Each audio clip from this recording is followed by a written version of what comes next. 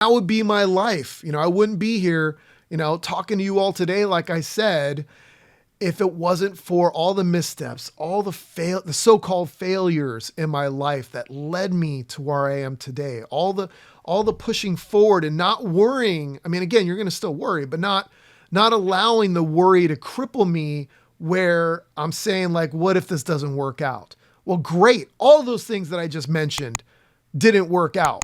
And other things that I didn't even mention didn't work out. Other businesses did decent or did okay, and I struggled in, but then they failed, So if it wasn't for those things, I would not be the person I am today. I would not be where I am today. So if you're in a part of your life right now that you're not fully satisfied with, or something just isn't working out the way it's working out, or you wish you could do something completely different, start taking small, actionable steps towards that, and you will get there, or you will get to where you need to be instead, because things will change and things will shift. A lot of the things that I want to do in my life have shifted and changed. I was like, oh, I want to have this and I want to have that. Well, I don't want those things anymore. I don't want to live there anymore. I don't want to be in that kind of business anymore. So things shift and change, but you won't get anywhere near where you want to be or where you should be or where you need to be if you don't start taking those steps right now. Absolutely. I think they say that, there's regrets and all this sort of thing, but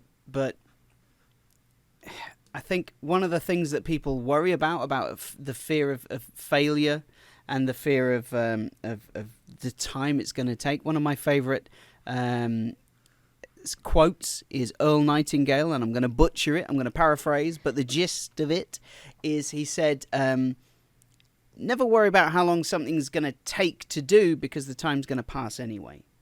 And for me, I think that's one of my favorites, when I think, oh, it's going to take this long, to then think, that time's going to pass anyway. Am I going to use it on that or something else? Have I got something better to use it on? That's kind of the question that I need to ask myself. And the whole fear of failure thing, I mean, it's just, look at it as feedback. That's one of the most positive things as well that I've learned is I mean, you can get hung up on some failures and things that have gone wrong and all that, and just choosing to see them as feedback for me is a huge thing. To just go, yeah, okay, I figured out what didn't work. Like people who've had loads of jobs.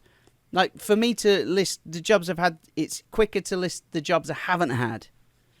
I've gone from working in like I said, on a cruise ship doing magic.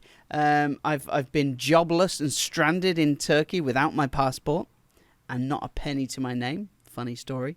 All the way to working in IT and with BT, British Telecom, and doing stuff with Rank and Rent and all sorts, to running my own companies, and loads of them failed, but I learned every single time. So it wasn't a failure, it was feedback. It was valuable lessons on what does and does not work. And I think when people fail at things, they're just figuring out what doesn't work for them, like the old Thomas Edison saying about 10,000 failures to make a light bulb. Was it failures or was it 10,000 correct identifications of what doesn't work? So yeah, just do it. Exactly. Just do it. Yeah. Yeah. No, I mean, I could go on and on and on of all the so-called failures in my life, right? Thanks for watching the Rockstar in Life podcast, your source for unleashing your inner rock star. Thanks again, and don't forget to be a rock star in your life and make the world your stage.